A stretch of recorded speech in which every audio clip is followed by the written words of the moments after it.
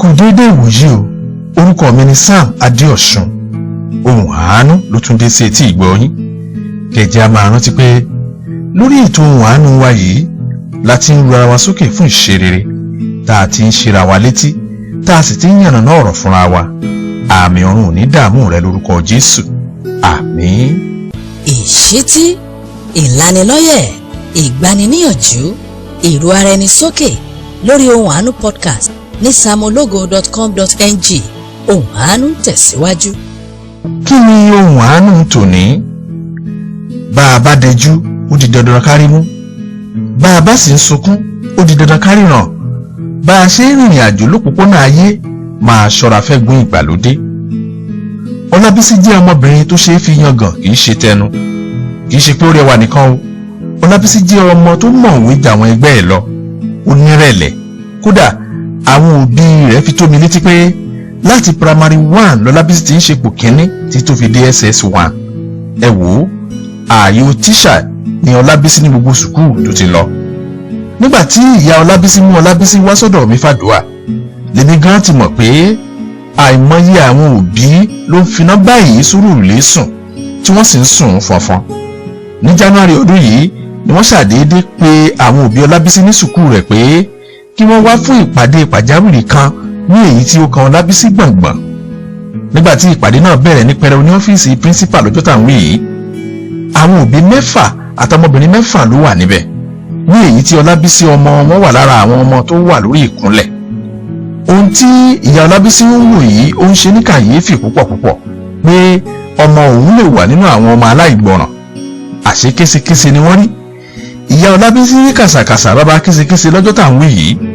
Ní kúkúrú, principal sùkúù wọn ṣàlàyé fún àwọn òbí pé ìjà kan wáyé ní ilé ìwé wọn ní nǹkan bí ọjọ́ mélòó kan sẹ́yìn. Ìjà náà le débi pé Ọlọ́run tún ní já rírú ẹ̀ mọ́. Principal sọ pé àwọn ọ̀dọ́mọbìnrin 4 nínú àwọn ọmọ tó kúnlẹ̀ yìí, àwọn ni wọ́n ń ja ìjà, wọ́n sì jà débi pé wọ́n tú ara wọn sí ìhòòhò. Ìjà náà le débi pé ọ̀kan nínú àwọn tíṣà obìnrin tó dá síjà náà ó dèrò ilé ìwòsàn nítorí pé àwọn ọmọbìnrin 4 yìí tó ń jà yìí wọ́n pàdé ọ̀rẹ́dà, wọ́n sì dọ́wọ́ bo tíṣà yìí, wọ́n sì nà bí ejò àìjẹ. Jẹ́ kí ni èrèdí ìjà abàmì yìí?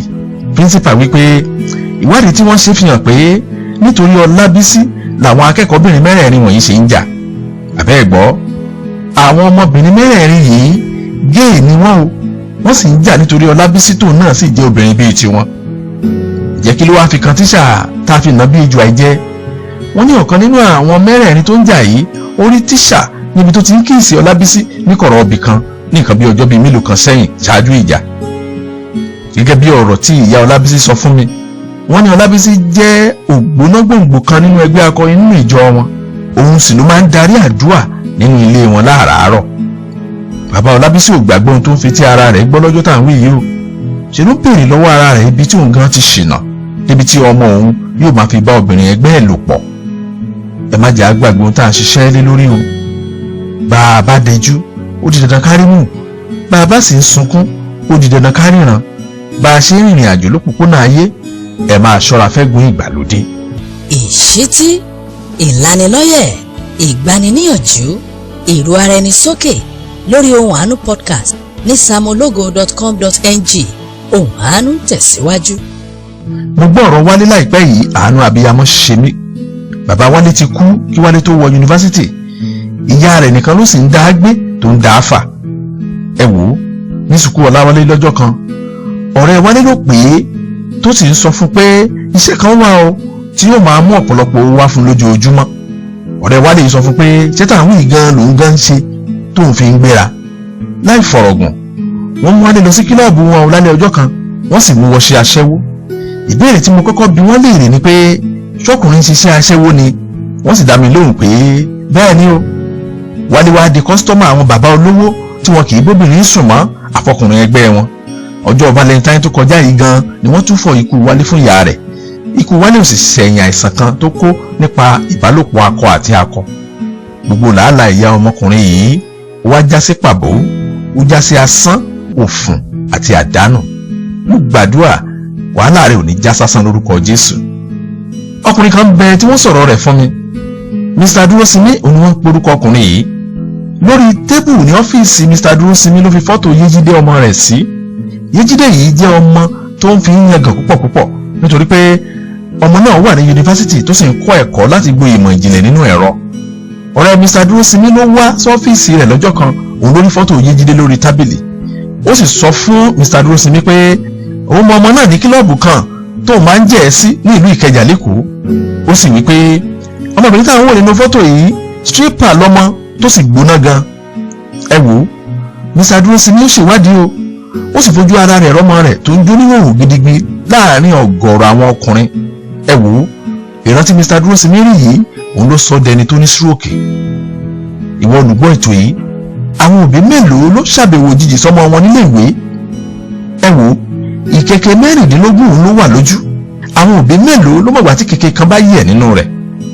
bá a ṣe ń sọ yìí, ǹjẹ́ ẹ mọ̀ pé ọ̀pọ̀ ni ò ní náání ọ̀rọ̀ yìí? àwọn kan wà wípé ó skul ní wá, àwọn kan sì lè wípé a ò játa. ṣùgbọ́n ọmọ kìíní kan o, wọ́n kan fi ètí sàákún ọ̀rọ̀ yìí. bẹ́ẹ̀ bá rọmọge ìgbàlódé, bí wọn ò gbé èyí tó pọ̀jù nínú ọyàn wọn sóde, wọn ò tí ì ṣoge o. bí wọn ò wọṣọ tí ó fi gbogbo kọ̀rọ̀ ara wọn hàn, wọn ò tí ì fáyìn lójú ara wọn. ewu ìgbàlódé ló wú wọn lọ, bẹ́ẹ̀ ẹ̀gún ìgbàlódé òun ló sì ń gún wọn bí ọ̀kọ̀. bẹ́ẹ̀ bá wo fídíò orin ìgbàlódé, ẹ ó ra àwọn ọkùnrin tó wọṣọ wọ ṣòkòtò, ṣùgbọ́n àwọn obìnrin àárín wọn ń kọ́ agídí ni wọ́n fi nǹkan bójú ara wọn. ewu ìgbàlódé ló ti wọ́n, bẹ́ẹ̀ lẹ́gbẹ́ ìgbàlódé ti gún wọn. ẹ wò ó, láyé ìgbà kan tí mo pè láyé sanity, àwọn oníṣàngó lámọ̀ tó ń dirun lọ́kùnrin, ṣùgbọ́n láyé ìsìn tí mo pè ní ayé insanity, fashion làwọn ọkùnrin òní tó ń fi irun dídì ṣe. ẹ̀gbọ́n ìgbàlódé òun ló ń gún wọn tí wọ́n gan rí hùn. òbí mélòó ló ń yẹ nǹkan tọ́mọ rẹ̀ ń ṣe wò lórí social media lẹ́ẹ̀kọ̀ọ̀kan? òbí mélòó ló ń bá àwọn ọmọ rẹ̀ sọ àsọyépọ̀ lẹ́ẹ̀kọ̀ọ̀kan? bó o bá bínú sọ̀rọ̀ mi ọ̀sẹ̀ yìí, jọ̀ọ́ má bínú, ọ̀rọ̀ náà ló ká mi lára. ọ̀rọ̀ tó bá sì ká ní lára, òun gan là ń ṣùṣẹ́ ẹjọ́. bó bá sì wípé nọ́ńsẹ̀nsì lọ̀rọ̀ yìí, gbọ́ ó yẹ kó o rántí pé sẹ́ǹsì ń bẹ nínú nọ́ńsẹ̀nsì. àbí wọn náà rí báyé ti dà? ìwọ gan ó yẹ kó o mọ̀ pé ewu ìgbàlódé ó ti gbogbo ayé pátápátá láì fura. ẹ wo àwọn ọkùnrin ìgbàlódé kan, wọ́n á ṣiṣẹ́ abẹ láti dobìnrin. bẹ́ẹ̀ bá sì wo àwọn obìnrin ìgbàlódé kan, wọ́n á ṣiṣẹ́ abẹ wọn làwọn fẹ́ dọkùnrin. ẹ tún gbọ́ pọ̀lọpọ̀ àwọn ìròyìn réèpù ètò gbalẹ̀ kan, ètò wá dàbí mẹ́ta yé pìnì. ẹ wò ó, gbogbo àwọn wọ̀nyí òun tọ́ka wa sóhun tí Jésù Kristi sọ pé yóò ṣẹlẹ̀ báyìí bá ti ń lọ òpin. ni mo ṣe ní kó o má ṣàsùn wọ́ra, torí ẹ̀ gan-an ni mo ní kó o má ṣe ṣàsùn péye, kó o sì máa rántí pé bá a bá dẹjú ó di dandan kárí mú, bá a bá sì ń sunkún ó di dandan kárí ràn. bá a ṣe ń rìnrìn àjò lópòpónà ayé, máa ṣọ́ra fẹ́gun ìgbàlódé. ẹ jẹ́ á gbàdúrà. Ọlọ́run ayérayé, a dúpẹ́ lọ́wọ́ yín, a yìn lógo fún ètò ti ọ̀sẹ̀ yìí. mo gbàdúrà ewu ìgbàlódé ò ní wú ọ́, bẹ́ẹ̀ ni ẹ̀gún ìgbàlódé ó gbiná lójú ọ̀nà rẹ. báyìí ni a gbàdúrà ní orúkọ Jésù Kristi Olúwa wa, àmín. fún ẹ̀kúnrẹ́rẹ́ àlàyé àbẹ́ níbèrè, ó sì jẹ́ ẹ̀bẹ̀ àdúrà ni, pé Pastor Sam Adéọ̀sùn sórí nọ́mbà yìí 0809 66 799 72 tàbí kó o lọ sí samologo.com.ng láti lè rí àwọn ọ̀nà tó lè bá wọn fọ̀rọ̀ jomitoro ọ̀rọ̀. títí dọ̀sẹ̀ tó ń bọ̀, ẹ máa gbé nínú àánú Ọlọ́run.